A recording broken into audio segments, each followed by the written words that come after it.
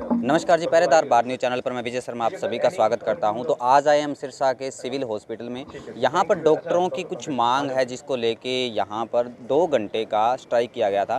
तो यहां पर जो डॉक्टर्स आए हैं उनसे बात करते हैं कि क्या-क्या उनकी मांग है। इनकी 3 मुख्य मांग बता रहे हैं। पहली मांग बता रहे हैं एसएमओ डायरेक्ट एंट्री के विरोध में, दूसरी है पीजी पॉलिसी को बेहतर करने के लिए और तीसरा है स्पेशलिस्ट कैडर के लिए। तो चलिए बात करते हैं, जो डॉक्टर्स यहाँ पर आए हुए हैं उनसे बात करते हैं और जानने की कोशिश करते हैं कि उनकी क्या-क्या मांग है और सरकार से इनको क्या आश्वासन मिला है। तो चलिए डॉक्टर से मिलते हैं। नमस्कार सर। नमस्कार जी।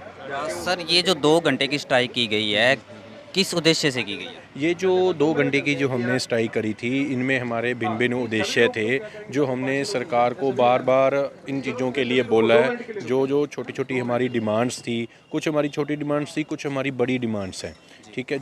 ये जो सारी डिमांड्स हैं, ये पेशेंट वेलफेयर के लिए और जनहित के स्वास्थ्य सुविधाएँ बेटर करने के लिए हमारी डिमांड है, ताकि जो धरातल की स्वास्थ्य सेवाएँ हैं, वो बहुत अच्छी हो सकें।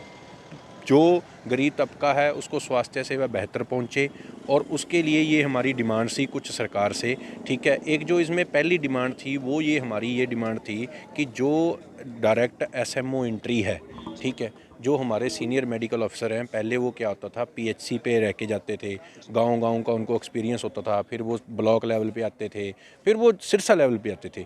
अब जब डायरेक्ट एसएमओ एंट्री हो जाएगी, वो बंदे को धरातल की नॉलेज नहीं रहेगी, वो सीधा आके ब्लॉक लेवल पे एंटर करेगा।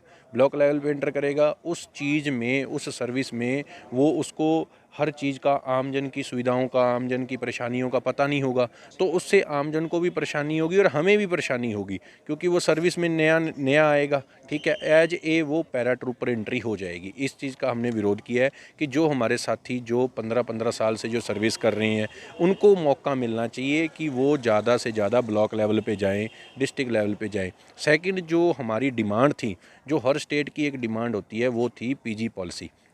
पीजी पॉलिसी एक ऐसा प्रोग्राम है जिसमें अपना जो हमारे धरातल के डॉक्टर हैं, एमबीबीएस डॉक्टर हैं, वो एमडी-एमएस का एक प्रोग्राम है ये, जिसमें जाते हैं एमडी करने या एमएस करने, ताकि स्पेशलाइज बन सकें।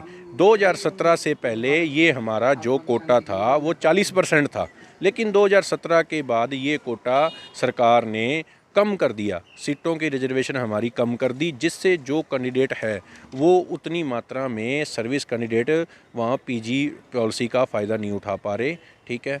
इस पीजी पॉलिसी का जो फ़ायदा है वो सर्विस कैंडिडेट को नहीं हो रहा है, क्योंकि ओपन कैंडिडेट जो है उसके साथ पीजी पॉलिसी सर्विस वाला कैंडिडेट कम्पीट नहीं कर पा रहा है। जो थर्ड हमारा मुद्दा था वो था स्पेशलिस्ट कैडर। जो स्पेशलिस्ट एक तरह का कैडर होता है, जो बंदा एमडी-एमएस करके आता है, उसका जो एक स्पेशलिस्ट कैडर है वो अलग होना चाहिए। देखो, एक एमडी-एमएस करके आया बंदा, ठीक है, मैं एक छोटा सा एग्जांपल से आपको समझाता हूँ। मान लो मैंने एमडी-एमएस कर ली, ठीक है, तो मैं एमडी-एमएस करके अगर एमएलआर का काम कर रहा हूँ, कोई और एडमिनिस्ट्रेटिव काम कर रहा हूँ, तो उस एमडी-एमएस की का जन स्वास्थ्य सेवाओं को तो कोई फ़ायदा नहीं हुआ, क्योंकि मैंने एमडी-एमएस करी थी, सरकार ने मेरे को एमडी-एमएस कराई थी लोगों के लिए, ताकि मैं लोगों को सुविधा अच्छी दे सकूँ, धरातल की सुविधाओं को स्ट्रॉन्ग कर सकूँ। लेकिन मैं एमडी-एमएस करके एमएलआर काटने लग गया, पोस्टमार्टम करने लग गया, फाइल वर्क में बिजी हो गया, तो उससे जन स्वास्थ्य का तो लॉस हुआ ही हुआ। स्पेशलिस्ट नहीं है इसी। हाँ, स्पेशलिस्ट नहीं हूँ मैं। तो अगर हमारा कोई कैडर डिसाइड होगा कि सिर्फ एंड सिर्फ स्पेशलिस्ट कैडर होगा, कि उसमें बंदे को, मान लो किसी बंदे ने एमडी-एमएस करी है, तो उसको सिर्फ क्लिनिकल वर्क ही होगा, उसको कोई और काम ना दिया जाए। जो बंदा नॉन क्लिनिकल ब्रांच का है, या मान लो कोई एडमिनिस्ट्रेटिव और कैडर का है, उसको उसी फील्ड का काम दिया जाए। हाँ, बस ये बात थी हमारी। इसी पीजी पॉलिसी के तहत हमने ये 3 स्ट्राइक करी थी। बस ये धरना कितने टाइम तक चला है आज आपका? ये 9 से लेके 11 बजे तक चला है सरकार की तरफ से।